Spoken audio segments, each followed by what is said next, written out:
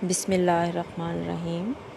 السلام علیکم second year ہم نظم پڑھ رہے ہیں اسلامی مساوات، جس کے شاعر ہیں مولانا الطاف حسین حالی۔ آج ہم اس نظم کے آخری 2 بند پڑھیں گے۔ آپ جانتی ہیں کہ یہ نظم مسدس حید میں ہے، یعنی ہر بند کے 6 مصرعے ہیں، اور یہ نظم مسدس حالی سے لی گئی ہے۔ اس نظم میں قوموں کے زوال کی داستان بیان کی گئی ہے، اور اس کے ساتھ ساتھ الطاف حسین حالی نے اسلام کے پیغام اخوت پر بھی جو روشنی ڈالی ہے، جو ہم نے پچھلے دونوں لیکچرز میں کیا، اس کو تھوڑا دہراتے ہیں۔ الطاف حسین حالی کہتے ہیں کہ جب کسی قوم کی حالت بگڑتی ہے تو اس سے پہلے تونگر بگڑتے ہیں، ان میں کمال اور جوہر باقی نہیں رہتے، نہ عقل ان کو ہدایت دیتی ہے اور نہ دین ان کا رہنما بنتا ہے، نہ دنیا میں ذلت اور عزت کا وہ خیال رکھتے ہیں، اور نہ ہی آخرت میں انہیں دوزخ اور جنت کا خیال ہوتا ہے۔ اور شاعر کہتے ہیں کہ جب کسی قوم کا امیر طبقہ بگڑتا ہے تو یہ لوگوں پر ظلم و ستم ڈھانے سے نہیں ڈرتا، نہ ہی غریبوں کے حال پر رحم کرتا ہے۔ یہ لالچ میں خودی سے گزر جاتے ہیں، زندگی میں عیش و عشرت اور دکھاوے پر یہ امیر طبقہ جو ہے جان دیتا ہے، ہمیشہ خواب غفلت میں یہ بے ہوش رہتا ہے، اور آخری سانس تک یہ طبقہ اپنے آپ کو بھلائے رکھتا ہے۔ اور اس کے بعد شاعر کہتے ہیں کہ اگر ایک عالم خشک سالی سے پریشان ہے، اگر یعنی دنیا خشک سالی سے پریشان ہے، تو امیر اس سے کوئی پرواہ نہیں ہے، وہ بے پرواہ ہیں، کیونکہ گھر یا ملک ان کا جو بھی ہے جہاں وہ رہتے ہیں، ان میں ان کے پاس لطف ہے۔ اگر امت پر خزاں کا موسم ہے تو یہ راضی ہے، کیونکہ ان کے چمن میں بہار کا موسم ہے، پھول کھلے ہوئے ہیں۔ نوع انسانی کا ان پر کیا، اس لیے کہ نسل انسانی سے ان کی جنس جو ہے وہ نسل انسانی سے بالکل مختلف ہے۔ وہ انسانوں کو اپنا حصہ جو ہے وہ نہیں سمجھتے، وہ سمجھتے ہیں کہ وہ ان سے بالا تر ہیں، اس لیے کسی دوسرے کے غم اور پریشانی سے انہیں کوئی فرق نہیں پڑتا۔ اور یہ جو بگڑے ہوئے امیر لوگ ہیں، یہ معمولی درجے کے آدمیوں سے کوئی سروکار نہیں رکھتے، انہیں کھانے پینے کی کوئی فکر نہیں ہوتی، اور قیمتی کپڑوں سے بنے ہوئے لباس کے علاوہ وہ کوئی لباس نہیں پہنتے۔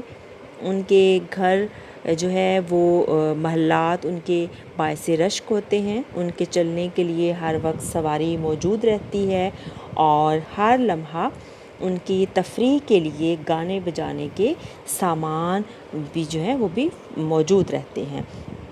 لوگ ان کی خدمت پر تیار رہتے ہیں، حسین لوگ ان کی صحبت میں رہتے ہیں، ان کی طبیعت نفاست سے بھری ہوتی ہے، ان کی عادت میں نزاکت داخل ہوتی ہے۔ یہ لوگ جو دوائیں بھی استعمال کرتے ہیں ان میں سے بھی ڈھیروں مشک اٹھتا ہے، اور یہ اپنے لباس پر سیر و عطر ملتے ہیں۔ آگے دیکھیں سیکنڈ ایئر۔ اگلے بند کی ہم ریڈنگ کرتے ہیں۔ یہ ہو سکتے ہیں ان کے ہم جنس کیوں کر، نہیں چین جن کو زمانے سے دم بھر، سواری کو گھوڑا نہ خدمت کو نوکر، نہ رہنے کو گھر اور نہ سونے کو بستر، پہننے کو کپڑا نہ کھانے کو روٹی، جو تدبیر الٹی تو تقدیر کھوٹی۔ عوام الناس تباہ حال قوم کے امراء کی گرد کو بھی نہیں پہنچ سکتے کہ وہ زندگی کی ہر سہولت سے محروم ہوتے ہیں۔ نوکر اور سواری تو دور کی بات ہے، ان کے پاس رہنے کو گھر اور سونے کو بستر بھی نہیں ہوتا۔ یہاں تک کہ بیچارے روٹی کپڑے کو بھی ترستے رہتے ہیں۔ مولانا الطاف حسین حالی نے اس بند میں غریب انسانوں کی بے بس زندگی کو بیان کیا ہے۔ اس سے پہلے وہ امیر طبقہ کے طرز زندگی اور بے تحاشا دولت پر جو ان کا گمان فخر ہے ان کو تفصیل سے بیان کر چکے ہیں۔ امیروں کو زیادہ سے زیادہ دولت کے حصول کی خواہش جائز، ناجائز اور حلال و حرام کی تمیز سے بیگانہ کر چکی ہوتی ہے، جبکہ مفلس لوگ کیڑوں مکوڑوں سے زیادہ حیثیت نہیں رکھتے اور انہیں کبھی سکھ اور چین نصیب نہیں ہوتا۔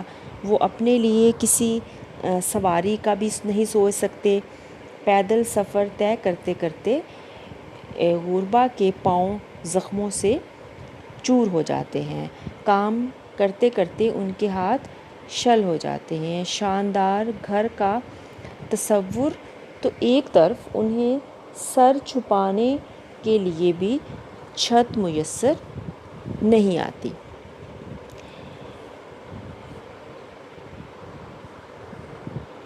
موسم کی شدت سہارنے کے لیے وہ اپنے لیے کوئی لباس تک بھی نہیں خرید سکتے۔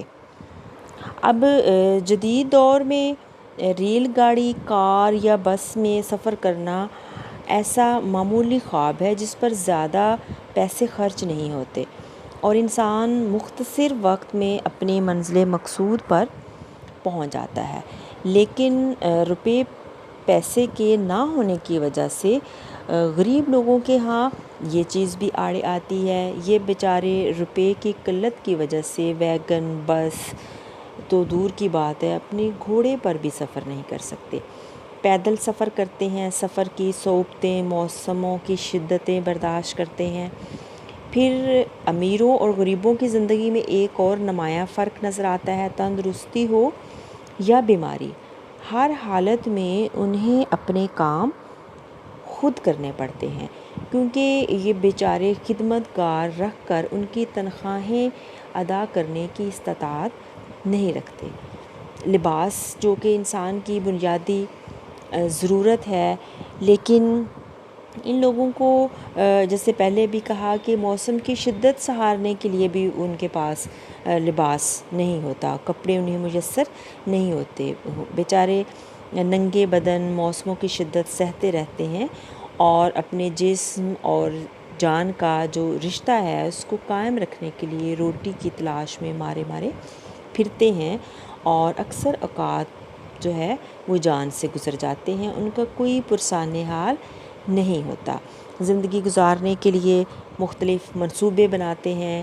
ہر دور میں ہم لوگ سوچتے ہی رہتے ہیں کبھی عوام کا بھی انقلاب اٹھے گا، لیکن ان کے منصوبے، ان کی تکمیل کے لیے تمام تدابیر جو ہیں وہ دھری کی دھری رہ جاتی ہیں، اس لیے کہ قسمت بھی ان کا ساتھ نہیں دیتی اور غریبوں کے مقدر کی جو سختی ہے وہ بھی ان کا پیچھا نہیں چھوڑتی۔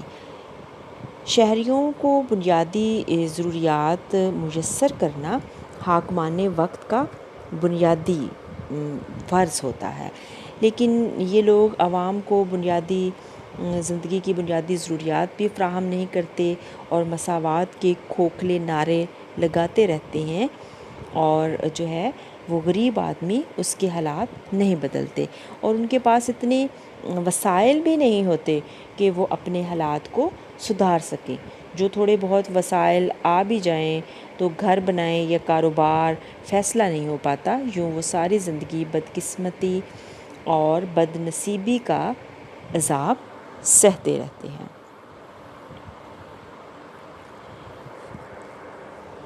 آخری بند دیکھیں سیکنڈ ایئر، یہ پہلا سبق تھا کتاب خدا کا کہ ہے ساری مخلوق کنبہ خدا کا، وہی دوست ہے خالق دوسرا کا، خلائق سے ہے جس کو رشتہ ولا کا، یہی ہے عبادت یہی تینوں ایماں کہ کام آئے دنیا میں انسان کے انسان۔ کتاب ہدا سے مراد ہے ہدایت دینے والی کتاب، یعنی اس سے مراد ہے قرآن مجید۔ خالق دوسرا، دونوں جہانوں کا پیدا کرنے والا، مراد ہے اللہ تعالیٰ۔ خلائق، خلق کی جمع مخلوقات، یعنی اللہ تعالیٰ کی پیدا کی ہوئی چیزیں۔ ولا، ولا کہتے ہیں محبت یا دوستی۔ اس بند میں شاعر کہہ رہے کہ جب کتاب ہدایت نازل ہوئی، یعنی قرآن مجید جب نازل ہوا تو اس کا پہلا سبق ہی اللہ تعالیٰ کی مخلوق سے ہمدردانہ رویہ اپنانے کا تھا۔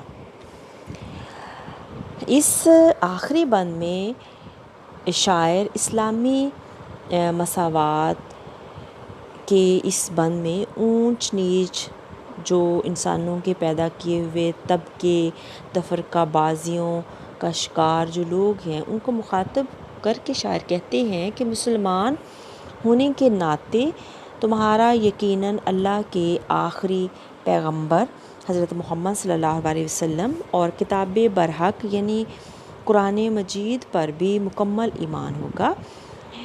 یہ کامل کتاب ہر دور کے انسانوں کے لیے ہدایت کا منبع ہے۔ اس کتاب میں اللہ تعالیٰ نے انسان کو فلاح اور اصلاح کے سینکڑوں طریقے بتائے ہیں۔ ان میں سب سے اہم بات یہ ہے کہ اللہ تعالیٰ اس انسان سے محبت کرتا ہے جو اس کی مخلوق سے پیار کرے، یعنی اس حدیث کی طرف بھی اشارہ ہے کہ تمام مخلوق خدا کا کنبہ ہے، اور اللہ کے نزدیک مخلوق میں پسندیدہ تر وہ ہے جو اس کے کنبے سے حسن سلوک کرے۔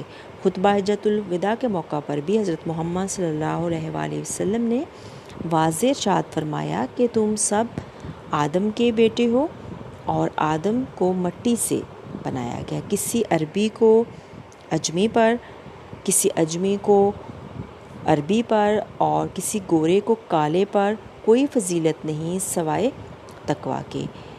غرض یہ کہ دنیا کا کوئی مذہب، کوئی اخلاقیات کسی شخص کو دولت کے بلبوتے پر بڑا آدمی تسلیم نہیں کرتی، بلکہ اس کا کل معیار انسان سے محبت اور انسانیت کا احترام قرار پاتا تھا، بلکہ انسان سے محبت کو عین عبادت اور دین کی اصل قرار دیا گیا ہے۔ تاریخ سے بھی یہ بات شاہد ہے کہ جس شخص نے بھی دولت یا زیادہ عبادت کے زوم میں خود کو دوسروں سے افضل سمجھنا شروع کر دیا، اسے دھتکار دیا گیا، اور جس کسی نے خدا کی مخلوق سے محبت کو اپنا شعار بنا لیا، وہ دنیا میں بھی کامیاب ٹھہرا اور خدا کی نظر میں بھی وہ سرخرو ہوا۔ جسے شاعر نے کہا، کرو مہربانی تم اہل زمیں پر، خدا مہرباں ہوگا عرش بری پر۔ ویسے بھی اسٹوڈنٹس جب لوگوں کے آپس میں تعلقات درست ہو جائیں تو امن و امان سے متعلقہ مسائل سے آزاد ہو کر وہ سوچیں گے، جس کی بدولت ایک نیا عہد شروع ہوگا، اور اسی سے مسلمان دین کی سربلندی کی طرف جو ہے وہ گامزن ہوں گے۔ اسلام انسانوں کو آپس میں قریب لاتا ہے اور باہمی تعلقات بناتا ہے۔ وہ اسلام تعلیم دیتا ہے کہ انسان کو ایک دوسرے کی مدد کے لیے تیار کیا گیا ہے، اور انسانوں میں جتنے بھی رنگ ہیں وہ سب کے سب رنگ اللہ کے رنگ ہیں۔ اگر انسان کی تخلیق کا مقصد صرف عبادت ہوتا تو اللہ تعالیٰ نے جو 70,000 فرشتے آسمان پر خانہ کعبہ کا طواف کے لیے جو ہے جن کو گامزن کر رکھا ہے، تا قیامت کسی فرشتے کی باری دوبارہ جو ہے وہ نہیں آئے گی۔ اللہ تعالیٰ کے پاس بے حد فرشتے ہیں عبادت کے لیے۔ انسان کو پیدا کیا گیا درد دل کے واسطے، وہ ایک دوسرے کا خیال رکھے، احساس کرے، ایک دوسرے کے دکھ کو محسوس کرے۔ انسان فرشتوں سے بہتر ہے، مگر افسوس کہ بنی آدم اور انسان میں فرق ہے۔ اگر کھانے پینے اور بولنے کو انسانیت کا معیار بنا لیا جائے تو یہ کام تو جانور بھی کر لیتے ہیں۔ ایک مرتبہ کسی نے حضرت علی سے جانور اور انسان کا فرق پوچھا تو آپ نے فرمایا، انسان میں عقل اور خواہش دونوں ہوتی ہیں۔ اگر وہ عقل کو دبا لے تو وہ جانور ہے، اور اگر وہ خواہش کو دبا لے تو وہ فرشتہ ہے۔ سیالی نے کہا، فرشتے سے بہتر ہے انسان بننا، مگر اس میں پڑتی ہے محنت زیادہ۔